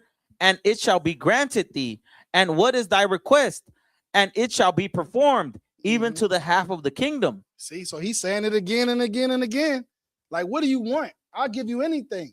I'll do anything you want me to do. I'll give you half my kingdom. He done said it 3 times already. He just want to know what this woman wants. He just want to give her what she wants so bad. Go ahead and read. Then Esther the queen answered and said, if I have found favor in thy sight, O king. Again. If I have found favor in thy sight, and it takes a skilled woman to tap into that femininity, that submissiveness, that guile, to be able to find favor in a man, to be able to have him do the things that she wants him to do, to give her what he wants, what she wants. Go ahead and read. And if it please the king, let my life be given me at my petition, and my people at my request. For we are sold, I and my people, to be destroyed, to be slain, and to perish. But if we had been sold for bondmen or bondwomen, I had held my tongue. Now you hear what she said just now? Like, she's so humble and she knows the severity of the situation, so much so that she said, if we were just being sold as slaves, then I would hold my tongue. I would just go into captivity with my brothers and that'll be it. But this day, my people are not being sold to captivity. Instead, they are being, it's been a decree for them to be unalived. She is so humble and so righteous in her words. If we were being sold, then I would hold my tongue. I would just take it and just like brothers. And that's another thing that Blacks, Hispanics, and Native Indians gotta be able to find appreciation in. We should be able to be in the ghettos together and say, well, you know what? It could be worse. We here together. You my neighbor. We in the ghetto. We in the community. The barrios, the reservations. We together. Yeah, this captivity is hard out here. We oppressed, but I got you. You got me. La familia. You know what I mean? La raza. We together. That's how she's thinking. But she's saying if that was the case, then that'd be cool. I'll be in the ghetto with my brothers, in the fields, in the plantations, wherever. But I cannot allow my people to be unalived. That's what's happening. That's what's about to take forth. Go ahead and read. Although the enemy could not countervail the king's damage, then the king Ahasuerus answered and said unto Esther the queen, who is he, and where is he that durst presume in his heart to do so? And Esther said, the adversary and enemy is this wicked Haman. That's right. So now she went on and gave him the word that she conferred with Mordecai. It's Haman that's going to be the one that's put a decree out to unalive all of Israel. Go ahead and read. Then Haman was afraid before the king and queen. Verse 7, and the king, arising from the banquet of wine in his wrath, went into the palace garden, and Haman stood up to make request for his life to Esther the queen. To who? To Esther the queen. To who? To Esther the queen. You see what I'm saying? The Bible says that if you be righteous, even your enemies will be at peace with you. It also says that your righteousness will be why your enemies will be given to you as an inheritance. You can rule over these people. You don't have to fear them. The most powerful men in the nations, in the country, in the world, they will bow down to you. A woman or man that's in sackcloth, somebody who's a lowly person in the ghettos, just like me and you, they will bow down to us. Just a second ago, they were about to unalive Mordecai, a lowly man, for not bowing down to them. Now here's Haman, so big and great, the greatest of the second of the greatest in the kingdom, now pleading with Esther. His life is in her hands now. And that's the power of righteousness. That's the power of serving the Most High. That's something that's greater than money. That's something that's greater than success, cars, clothes, houses, whatever you think is important or valuable out here. And when we refocus our minds to that, we'll start to see more of our situations become better as Blacks, Hispanics, and Native Indians. We'll be able to come out of this condition that we're in by simply shedding ourselves of the world, becoming born again, living as Christ died for us to live like, following the law. Our enemies will be our footstool. You understand? Go ahead and continue to read. For he saw that there was evil determined against him by the king. Then the king returned out of the palace garden into the place of the banquet of wine. And Haman was fallen upon the bed whereon Esther was. Then said the king, will he force the queen also before me in the house? Right. So now he's looking like, damn, you want to kill all the people in the land, all the Israelites, and you want to sleep with my woman too? What you in here doing in here? You want to land on a bed? You trying to sleep with my woman too? It's over for this man. Like, they already got the gallows already loaded up for him. He done. He's out of there. He can't come back from this. You understand? You trying to take my woman now? Go ahead and read up. As the word went out of the king's mouth, they covered Haman's face. See what I'm saying? Before you even get done speaking, they done took this man out of there, put the sackcloth over his head, execution style, about to go take him to his death. Go ahead and read. And Harbonah, one of the chamberlains, said before the king, behold, also the gallows 50 cubits high, which Haman had made for Mordecai, who had spoken good for the king, standeth in the house of Haman. Then the king said, hang him thereon. Somebody, Yakal, give me Psalms chapter 37, verse 12, all right? Give me Psalm chapter 37, verse 12. Read that again, Jose. From the top? No, that last scripture. Yeah, from the top. And Harbonah, one of the chamberlains, said before the king, behold also the gallows 50 cubits high. So now the same gallows that Haman was preparing, that he said, he told his people to go get it ready. Those same gallows, which is like a chopping, what is it called? A guillotine or something like that. Right, go ahead and read. which Haman had made for Mordecai, Uh-huh. who had spoken good for the king, Mhm. standing in the house of Haman. Then the king said, hang him thereon. Now the king said those same gallows that Haman had set up to be able to unalive Mordecai, we're gonna hang him on that gallows. We're gonna get rid of him on that same gallows. Go ahead, read what you got, your call. This is the book of Psalms, chapter 37, verse 12. Go ahead. Nice and loud and strong, guys. The wicked plotteth against the just, Mm-hmm. and gnasheth upon him with his teeth. See that? The wicked plot against the just. They don't hate us because we're criminals. They don't hate us because we're gang members. They hate us because we're righteous, because we're God's chosen people. That's why they hate blacks, Hispanics, and Native Indians. And they plot against the just. Their eyes are against the poor, like the scriptures say. Where they hunt us and slaughter us and hold themselves not guilty. Go ahead and read. Verse 13. The Lord shall laugh at him, for he seeth that his day is coming. You see that? While we over here suffering at the hands of our oppressors, because they got all of these systems that set up to make us fail, to be stumbling blocks to us. All of the workforce is terrible. We ain't making hardly minimum wage. Can't keep a job. All we have access to is liquor and drugs and every other thing that's going on. Our women are turning against us. Men are becoming weak.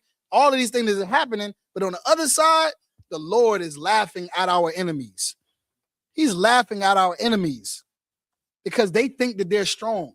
They think they got us. They think they're big and bad. They think so, but they're not. So as great as America may seem in Europe and Africa and all of that, they are nothing compared to blacks, Hispanics, and Native Indians. If we are being God's chosen people, doesn't the Bible say that? Of Adam come we all, right? The people who I've chosen. As for everyone else, they are nothing but as under spittle. You see what I'm saying? That drop out of a bucket or the dust on the scale. Like that's the truth. And the Lord is laughing at them, the wicked who plot against us. Go ahead and read, Doc. Verse 14. The wicked have drawn out the sword. Now the wicked, see, Haman had went and got the gallows to be able to do what? To plot against the just, to unalive the just man. And what happened? Go ahead and read. And have bent their bow Uh-huh. to cast down the poor and needy, That's right. and to slay such as be of upright conversation. You see what I'm saying? The just and the needy, man. Those that are upright conversation. We're good people, man. We're not criminals. We're not gangsters. We're not thugs. We just out here trying to live. We are like good times. You know what I mean? Trying to keep our head above water. You know what I mean? We ain't like them, and they not like us. In the words of Kendrick Lamar. They not like us. You know what I mean?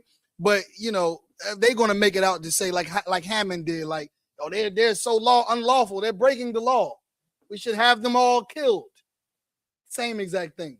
But really, it's just because they hate us, because we're just, because we have that glow, you know, because we're the Lord's inheritance, you know, because we got potential to rule the earth and under the real true living God.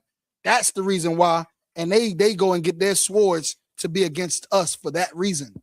Go ahead and read. Verse 15. Their sword shall enter into their own heart. Their sword shall enter into their own hearts. They're going to pull that sword, and guess what? To unalive you, to unalive me. And those swords are going to be the swords that are going to their own hearts. And Commander General Hanna has been saying this for so many years, that the day that someone comes up against us will be the day that their heart stops. That'll be the day their heart stops. That those electric chairs that they set up for us, and those traps that they set for us, it'll be for them. And Hammond is learning that in this time that we're reading right now. Hammond set up those gallows to unalive the just and the needy. He set up those gallows to unalive the ones who speak uprightly, you know. And now those same gallows, read it again, verse 9. Go ahead, Jose, verse 9, read it again. And Harbonah, one of the chamberlains, said before the king, behold also the gallows 50 cubits high, which Haman had made for Mordecai, who had spoken good for the king, standeth in the house of Haman. Then the king said, hang him thereon. There you go, man. He was hanging on his own gallows. You understand? Dig a hole and bury yourself. Go ahead and continue to read. So they hanged Haman on the gallows that he had prepared for Mordecai. Mm-hmm. Then was the king's wrath pacified. That's right. Go ahead down. Drop down to chapter 8, verse 11. All right. Khan. The scriptures also say, whoso diggeth the pit shall fall therein. You know what I'm saying? Like, you got to know blacks, Hispanics, and Native Indians. If you serve the Lord, the Bible says, I will be an adversary unto your adversaries. I'll be an enemy unto your enemies. He said, vengeance is mine. You do the right thing, the Lord is going to go and take that same military and prepare them for nuclear war to be destroyed. The same military that they send into your streets and your neighborhoods, ICE and the police force, the Lord is going to send plagues and radiation and bombs and fire, their own fire against them. That's what's going to happen. But you got to be able to fight your demons. You got to be able to fight your demons. Be more feminine. Be more modest. Be more virtuous. Brothers, you got to be more, have discipline. Have discipline. Be upright. Don't be weak. Follow orders. Take correction. Correction is love. That's what it is. Because someone who allows you to just make mistakes all the time does not care about you. They don't. But someone to say, hey, don't do that. Hey, don't do that. Hey, sister, do it like this. Don't do it like that. Hey, don't do that. Those hedges and those boundaries are love, man. It's to protect you. And one day, those same orders and that same correction is going to save your life. It's going to save your life. So don't be the one. Don't be like Vashti, who's disobedient and has to be put into the streets, into the cold. Be like Esther. Be like Esther, who listened to her father, Then everything she said, he told her to do was absolutely virtuous, was feminine and sweet and had a love for her people. So much so that she walked into the kingdom and was able to overturn a decree that was going to exterminate black people, exterminate Hispanic people and Native Indian people. Be like Esther. Serve the Lord. Do the will of God, not your will. And you will live. And we all will live. You'll save another brother's life. You'll save another sister's life. Your children will live. They will live too. You want them to live? You love your kids? Serve the Lord. Go ahead and read. So like it, brother, it was chapter 8, verse 5. Verse 11. Drop down 11. Verse 11. Mm-hmm. Wherein the king granted the Jews which were in every city to gather themselves together and to stand for their life, mm-hmm. to destroy, mm-hmm. to slay, and to cause to perish all the power of the people and province that would assault them, both little ones and women, and to take the spoil of them for prey. See that? Now it went from let's unalive all of them to y'all go and defend yourselves. Y'all destroyed the people that was coming up against you. Haman, his wife, his children, all of them. Take them and destroy them. That's what he told them. Go and defend yourself. All of those people that gathered themselves against you. And best believe there's coming a time where the Lord said he's going to call for hunters. He's going to call right now. We fishing, trying to get brothers and sisters to come in here, to be more like Esther and less like Vashti, right? Less like Cardi B and all of these Beyonce and all these other, promiscuous women. Have brothers to come in here and stop being less like Diddy, less like Epstein and Trump and all of the people that are out there living after the white man's culture, to come in here and be more like Mattathias, to be more like Mordecai, to be more like David and Christ. And then one day we're going to build up an exceedingly great army, and the Lord is going to send out hunters. And we are too going to be given the order to destroy our enemies that sought to destroy us. We're going to do it. Our women and men alike. Women are going to be, there's plenty of stories of women just like Esther who are the reason why we destroyed our enemies. Like Jael, I think it's Jael, who put the stake in a man's head. You understand? And one of a king's head. and unalive them. These things are true because these women are serving their men, just like Deborah, who had visions, just like women say they know things and their intuition and stuff like that. But these women, they get these intuitions and they go make decisions, big decisions on their own. Well, not Deborah's. Deborah went to her husband and told him the things that she felt and the things that he thought and she thought, and allowed him to decide what we're going to do with those thoughts or with those feelings that she has. That's what we're doing, and we're going to destroy nations. We're going to overcome our oppressors. That's what's going to happen. Go ahead and read. Verse 12. Upon one day in all the provinces of King Ahasuerus, namely upon the 13th day of the 12th month, which is in the month Adar. Verse 13. The copy of the writing for a commandment to be given in every province was published unto all people. Yep, and that's right. Go drop down to chapter 9, verse 1. So they going through getting all these approvals to go out and destroy their enemies, man. The tables have turned. And that's what's happening right now. The tables are turning. Why do you think they bombing Iran? What do you think all these things have to do with? The war in Ukraine and the Epstein files coming out, being released. All of these things are happening because the man of sin is being revealed and he's being prepared for slaughter. That's what the scriptures say, right? That they created these people for the day of slaughter. He created them for the sword. That's what's happening. They're being prepared for the sword. And that's what we're living for right now. We got to endure to the end. Now is not the time to fall off. Now is not the time to fall to your lust. Now is not the time to fall to your desires. Now is the time to go to war with yourself. Now is the time to go more and more to war with your demons, the things that are in your mind that are telling you to do the things that are against God. That's it. Simple, cut, dry. It's nothing else. Because the Lord is working on the opposite side against and laughing at our enemies and preparing them to be destroyed so that they can bow down to you, so they can serve you, be at your mercy and your will. Go ahead and read what I asked for. Chapter 9, verse 1. Khan, I don't want Khan. Now in the 12th month, that is the month Adar, on the 13th day of the same, when the king's commandment and his decree drew near to be put in execution, in the day that the enemies of the Jews hoped to have power over them, though it was turned to the contrary, that the Jews had rule over them that hated them. You hear that? We were supposed to be executed.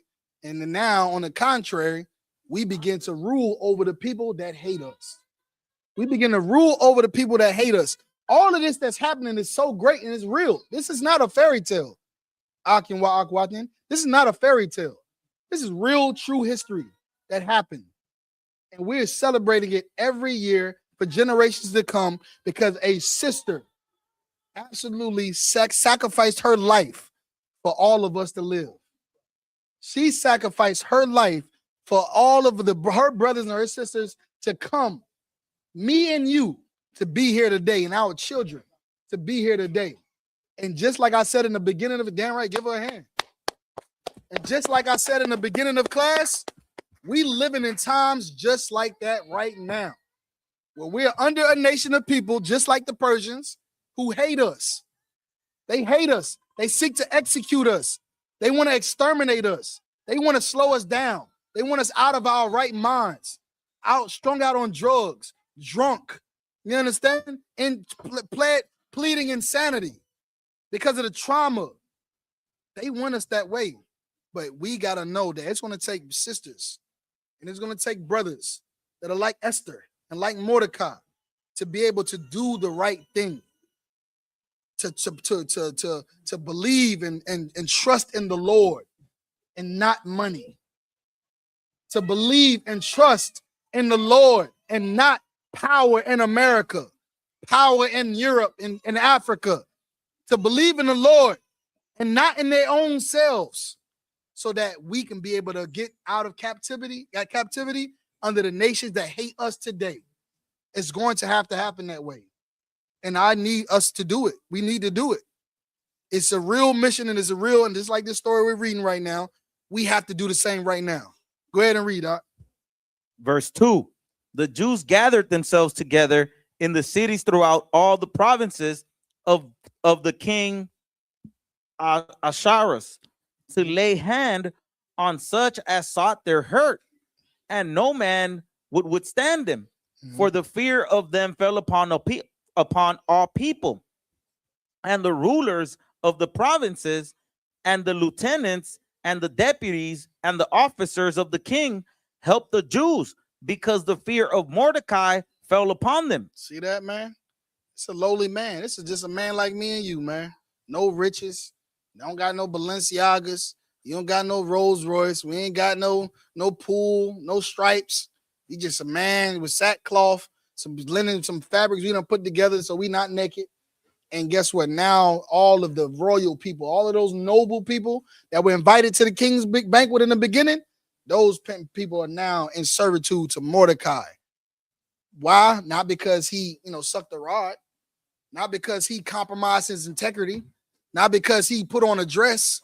You understand? Not because he became weak and said, Esther, you go in there, just make sure me and you good.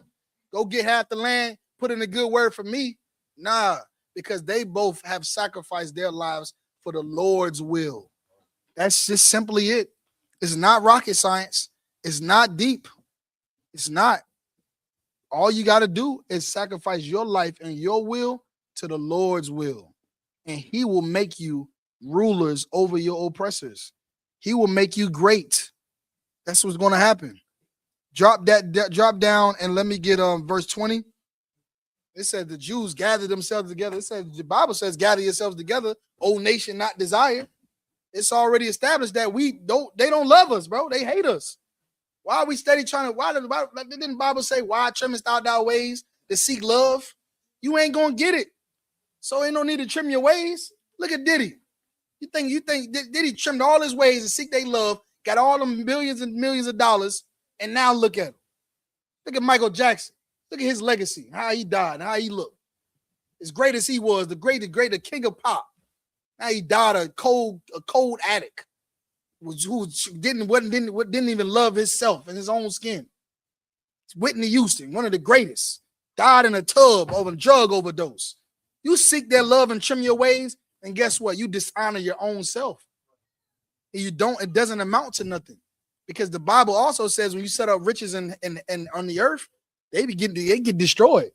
They destroy. They wither away. They get molded, and the ants and the bugs eat it, and it spoils. But you set up riches in heaven, and they'll be forever. And that's what we need to be doing.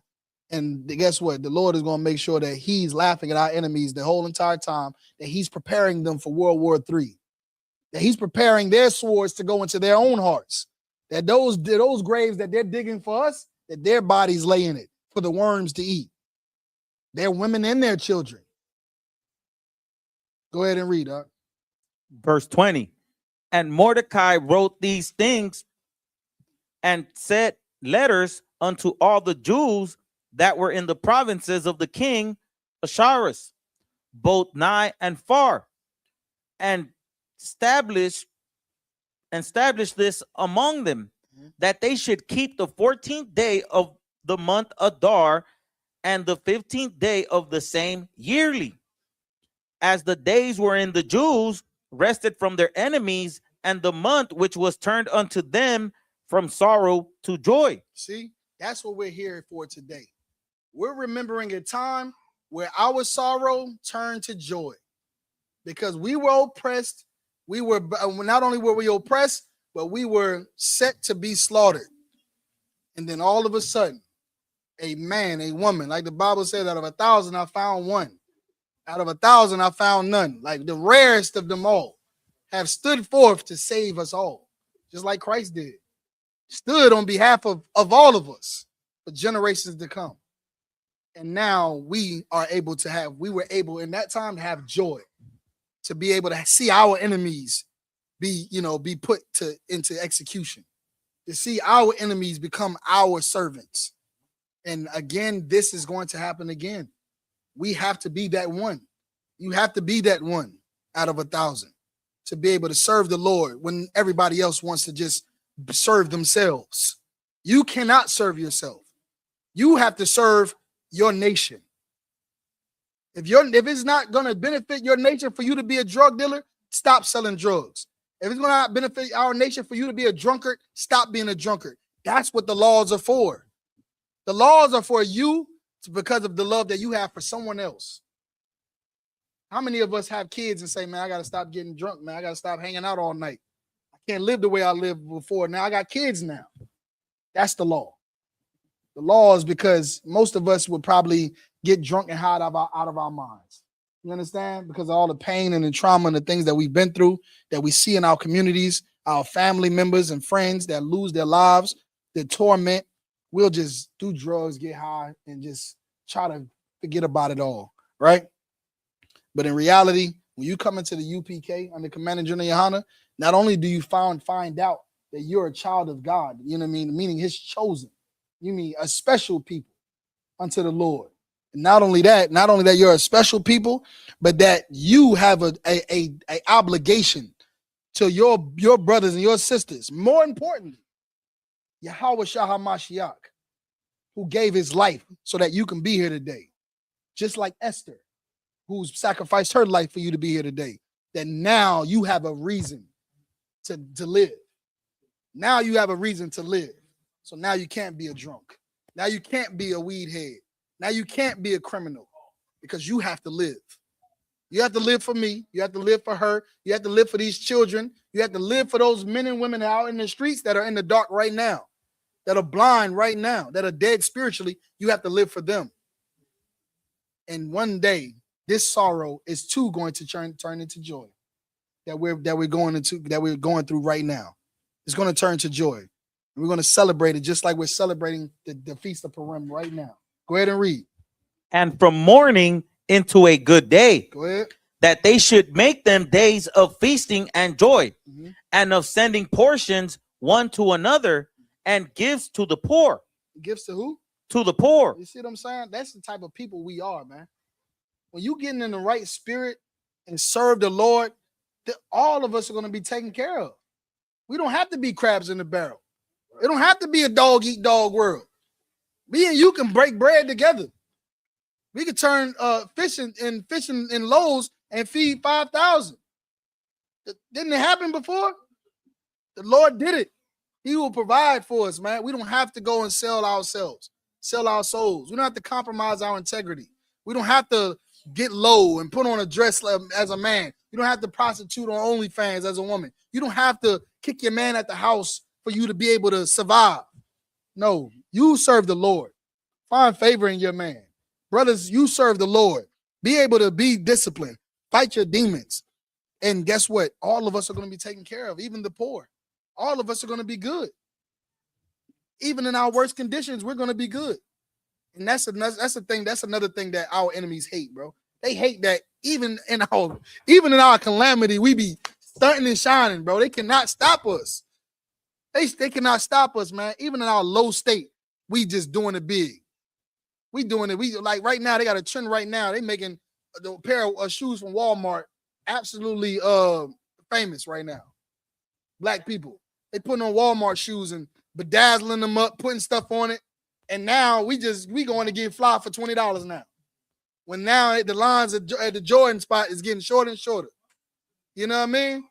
That's who we are, and they hate that. But we got to start remembering that, more of us, because we are choosing money over each other every day. We're choosing success over each other every day, and that's a part of the white man's trap to destroy us. Love one another. The Bible says, prefer ye one another, man. Go ahead and continue reading that. Verse 23. And the Jews undertook to do as they had begun, and as Mordecai had written unto them, because Haman, the son of Hammedatha, the Agagite, the enemy of the Jews, had devised against the Jews to destroy them, and had cast pur, that is the lot, to consume them and to destroy them. But when Esther came before the But king, when who? Esther, But when who? Esther, But when Esther, man. Again, bro, this is a righteous sister, man. This is the type of sister that you need to be aligning yourselves with as women. This is the type of sister that you need to be trying to find in a woman that you see in the world. You need to be trying to look into that woman and see this type of spirit, a woman, a tender-eyed woman who has just wants to find favor in you. She's not trying to figure out what you bring to the table. Your first conversation, what do you bring to the table? First conversation, are you going to pay my bills, my automobiles, my telephone bill? Then maybe we can chill. Then maybe we can, just maybe we can chill. You got to pay all the bills to maybe chill. Yeah, you gotta, a righteous man is going to be, not be taken by her. But you got to look into a woman and see a woman that has this type of spirit.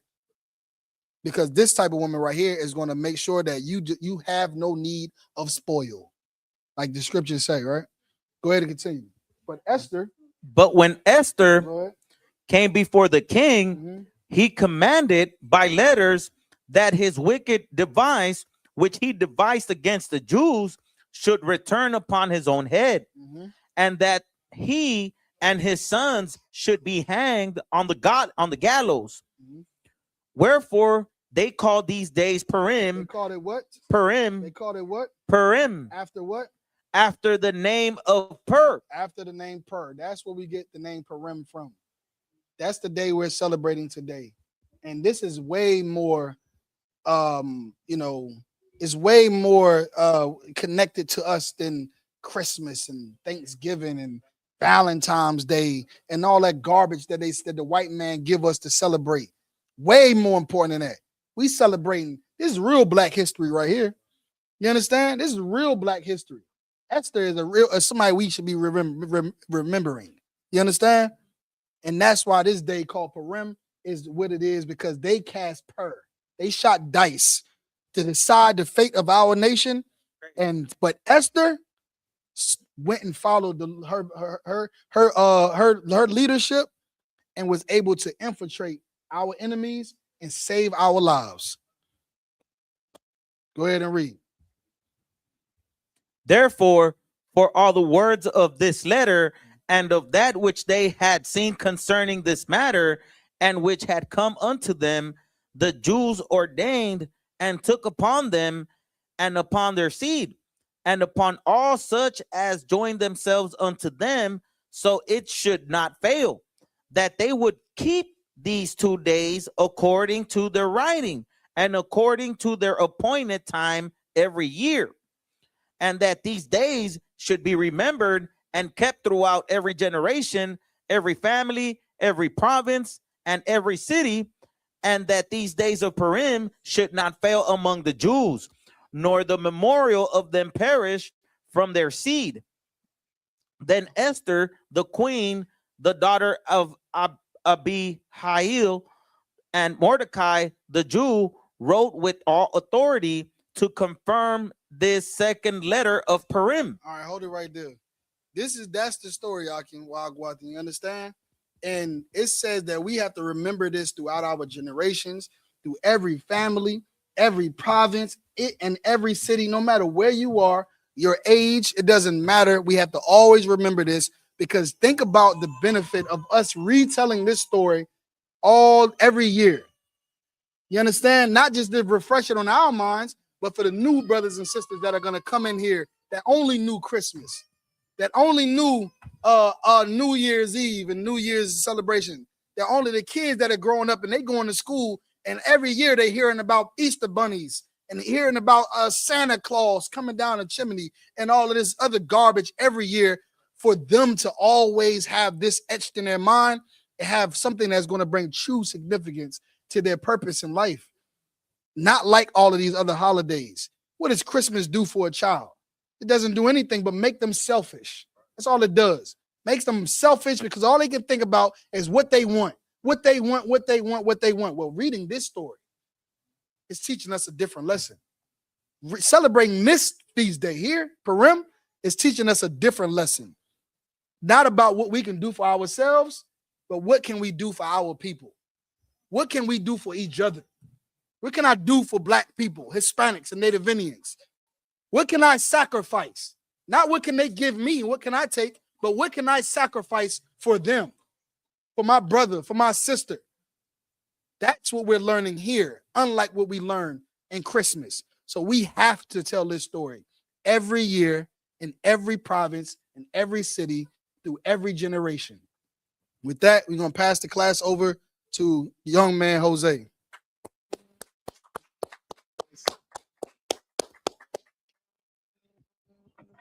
You got it? I think it's right here. You got it. Y'all turn the camera over there to see him or not?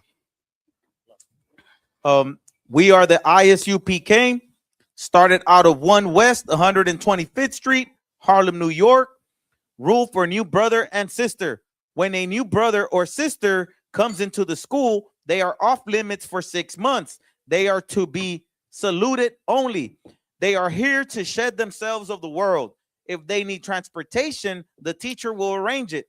After 6 months, if a brother or sister has an interest in a particular person, he or she must get permission from the head to speak to a brother or sister. There is another 6 months in which the brother and sister will court each other. After this 6-month period, the brother and sister will get permission from the head to marry. Tithes, which is a commandment, Numbers 18:21 and Malachi 3:8-10, means tenth in the Hebrew, ma'asherah, 10% of every penny of any increase the Lord gives you. Give to Treasury Department or teacher. Priest fund. Free will offering for priest, not mandatory. Whatsoever amount you would like. Upcoming holy convocations. Announce holy convocation from the sheet. There you go. This one right here. Yeah. That's just going to be the closing of the feast tomorrow. And we got the Feast of Purim right now. Right. And then the next one would be Passover.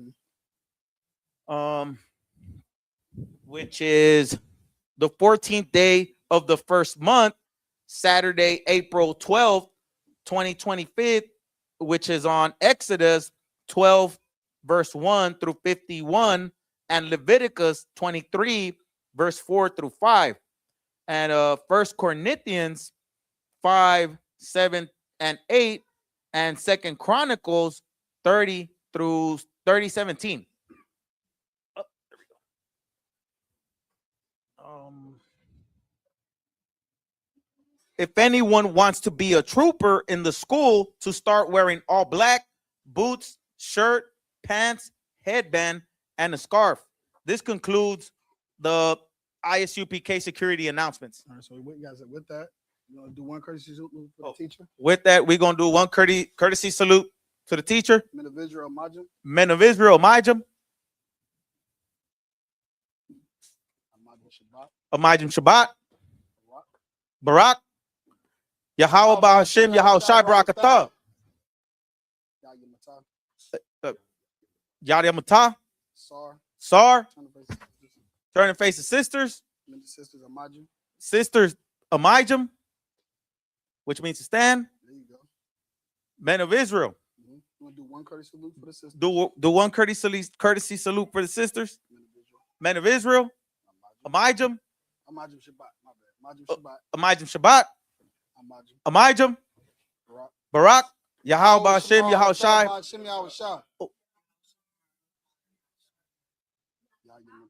Yad Matah. Dismiss. All right.